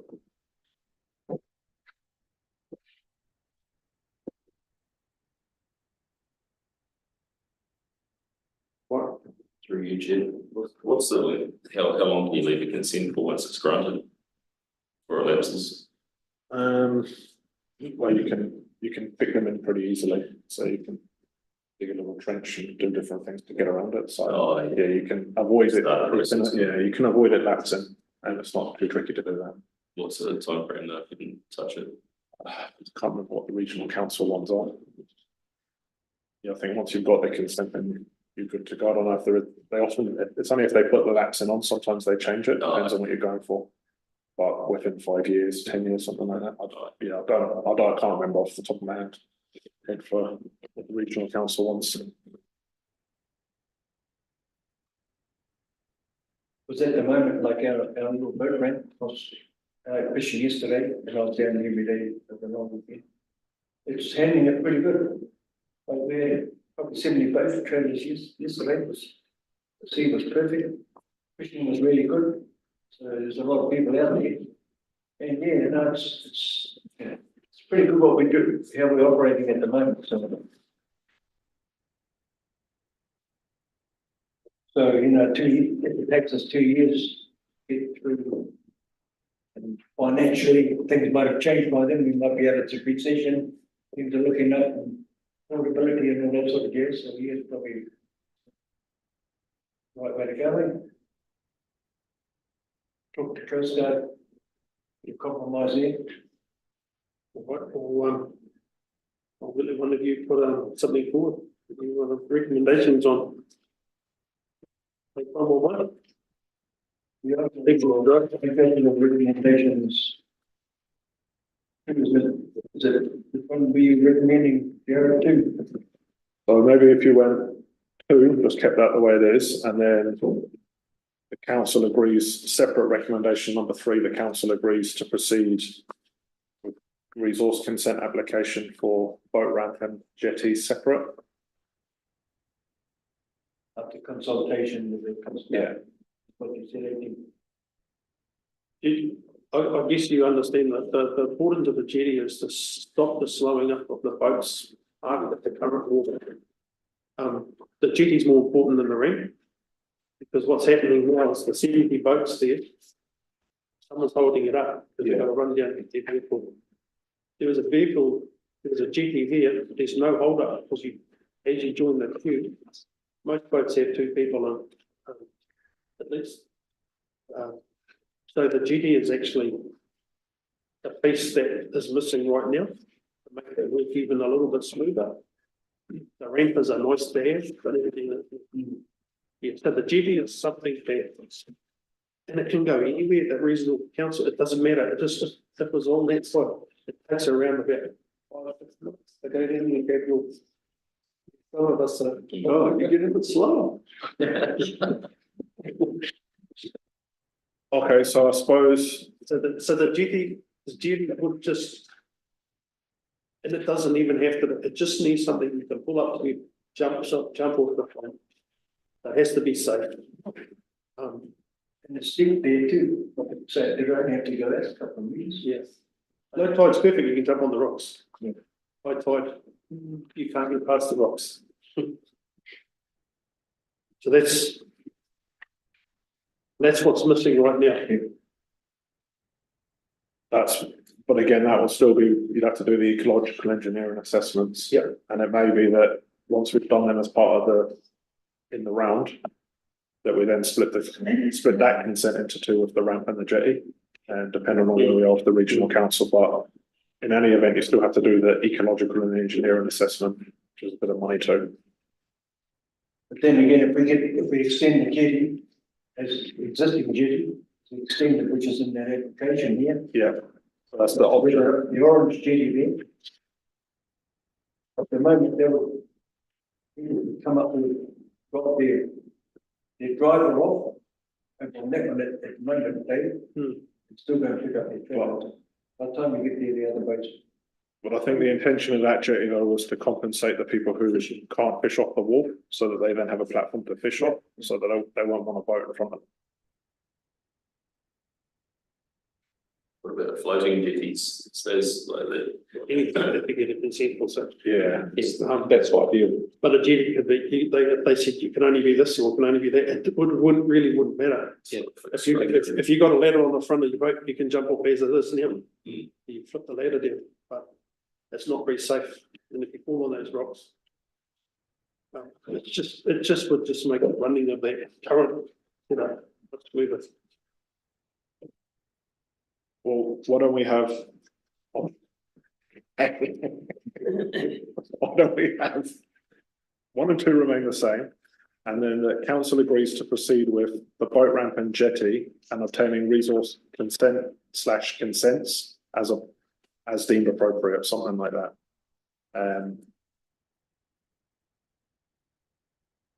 But before progressing it, I mean, we don't have to have, I don't think this needs to be part of the recommendation. Before progressing it, I'll come back to you in the next few weeks in relation to where we are with Coast Guard and say, well, actually, there's something that we could potentially do here. And work that before we engage people to do.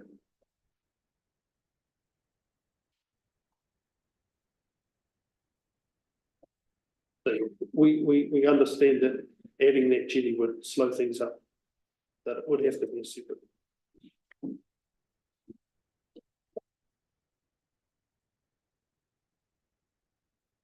We got the funding for that. Any extension of The one that with the jetty extension and the playground, that's part of the LTP funding for the wharf. So that's just coming out of the wharf part that we're using for Snells Road upgrade and some of the wharf. So that's already been rated for, it's already been collected. Yeah, the process has been collected. Can you guide us to which option you would like, knowing your concerns? And possibly having a jetty as a second priority, another priority. I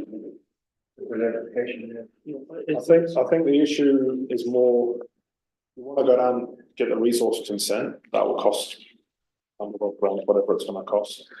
But then it's how you then fund the boat ramp going forward, where that money comes from.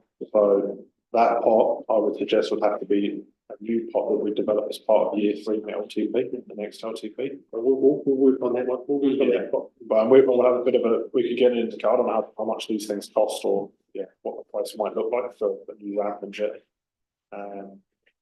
But I suppose there's no point going down and getting a resource consent unless there's some kind of funding allocated there.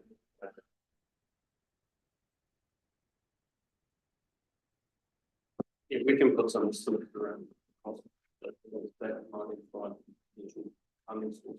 Could be better ground for me. So with the extension, the jetty extension, you're not even talking that big.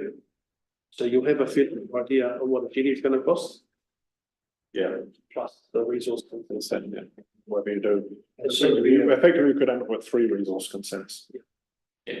by extending that jetty also, it's going to be a multi-purpose jetty because people won't be able to fish off the wharf anymore. It's really popular recreational fishing spot down there. So this is going to check for those ones.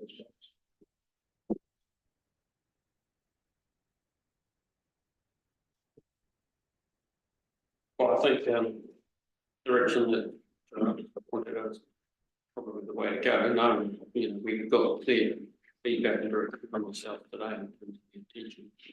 We're just trying to navigate whichever is the quickest and the cheapest to get the result ultimately.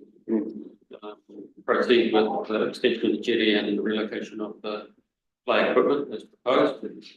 Try and look at getting that implemented as soon as possible with the wharf.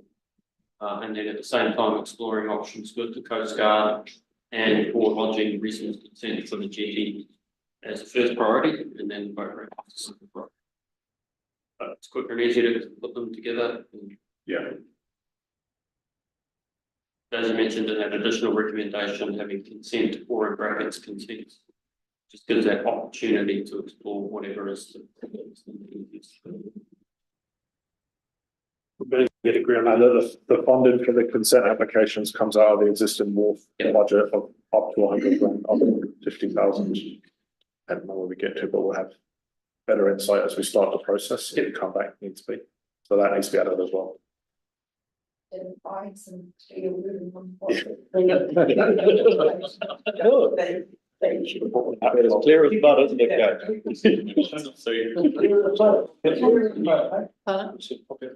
You could probably just change 2 actually, Gabe. You could just put the council agrees to proceed and delete only with resource consent applications for the extension of the existing jetty, relocation of the children's play equipment, and new jetty and boat ramp to the southwest or the west of the Coast Guard You still building. want to keep it as sticking up?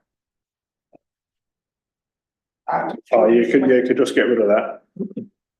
So after play equipment, Then you put in children's play equipment, new boat ramp, and jetty to the southwest side of the Coast Guard building. And then 3 would be a further allocation of up to $150,000 to fund the resource consent applications to be taken from the existing wharf budget as outlined in the LTP.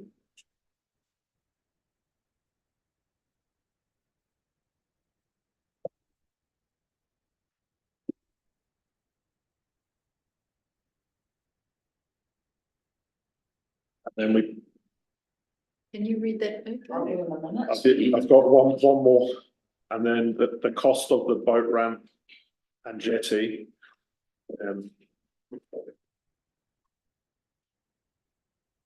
Be estimated and form part of the next LTP. Extend. Yeah.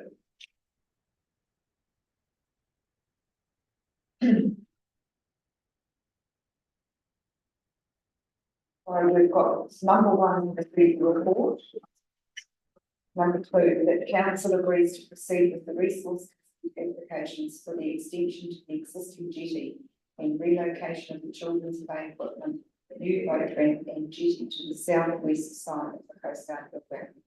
Number 3, that council agrees to a further allocation of up to $150,000 to fund the resource consent applications to be taken from the existing wharf budget as outlined in the volunteer plan. Number 4, that the cost of the boat ramp and jetty be estimated and form part of the next volunteer. Sorry, can we just change that to 190 because it's 40's already been signed off for the previous one, so we just need to join the 2 together. Right, those new 2, 3 and 4 replace the current number 2.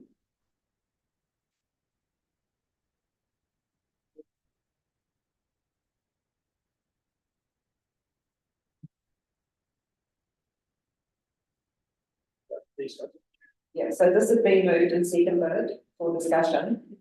The move on seconder, which is Swisher Lanier and Councillor Peterson, happy with those changes and additional pieces.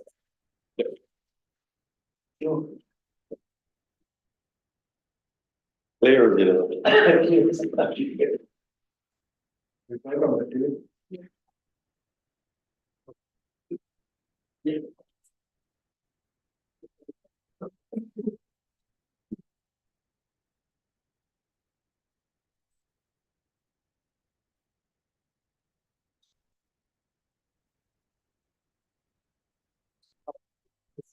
Move and seconded those changes.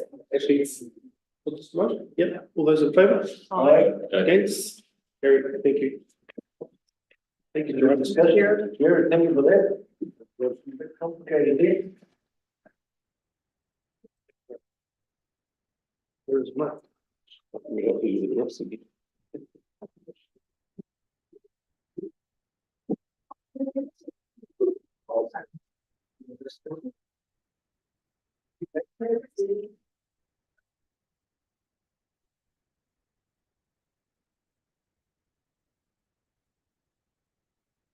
Anyone say more then?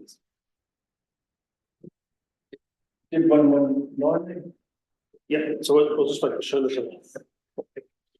And then, just.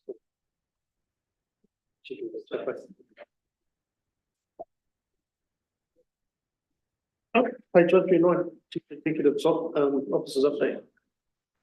Either of the states or move this, if they second it. Your worship, take the report as read. A couple of highlights I'd like to focus on first is the Karakia blessing of the Wairoa at the skate park on the 16th of December. Which, it's good, Councillor Nelson. Sure. Yeah, it was a really nice way to start the morning, and what an amazing feature that's been added to a really highly activated area of the community. So it was a really nice way to start the day, and see quite an awesome feature added to that part of the district, which is pretty cool. From Probably another one to touch on is just the discussions that His Worship and I had with our GNZ and other staff in that area around the Mayor's Task Force for Job. So, we have, assist in that space, and it's a really important part of what we do for the community. And it was an opportunity for us to discuss with our GNZ around some of the expectations that we would see hopefully maintained within that body of work. I think it's important that we voice those to our GNZ to help influence positive outcome. I'm happy to take any other questions. There's a section in there that's not written on, which was summer break, and I must say it was really nice to have and enjoy a little bit of time off with the whānau, as I'm sure everyone was quite happy to take any questions. It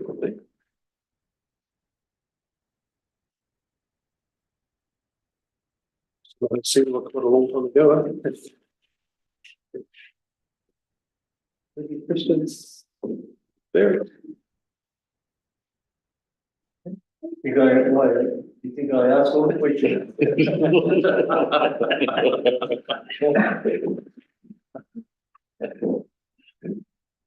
Thanks for that. I'll have to do that information, no questions, so all those in favour of receiving it? That's carried. Oh, I think it was Christmas. You go fishing on the weekend. I didn't look. I do. I actually had Conditions, mate. I had a tree fall on the house. Okay. Yeah, unfortunately on Saturday. I had a lovely big tree out front. Landed on the house. Yeah. Yeah. Sort of threw a spanner into the weekend, unfortunately. It's just, Lucky the house is really. well, just adjourn and have some lunch. Welcome to stay. We'll have a cup of tea. You can eat Tom shit, Robert. You better stay, I'd Mike. love to say that for lunch. Mike, you can stay and eat Tom shit. I'll stay then. All right, we'll adjourn for lunch and we'll be back in half an hour. To exclude the public. You exclude the public or? I'll do that after. I'll do that after. Oh, cool. I'll bring it up.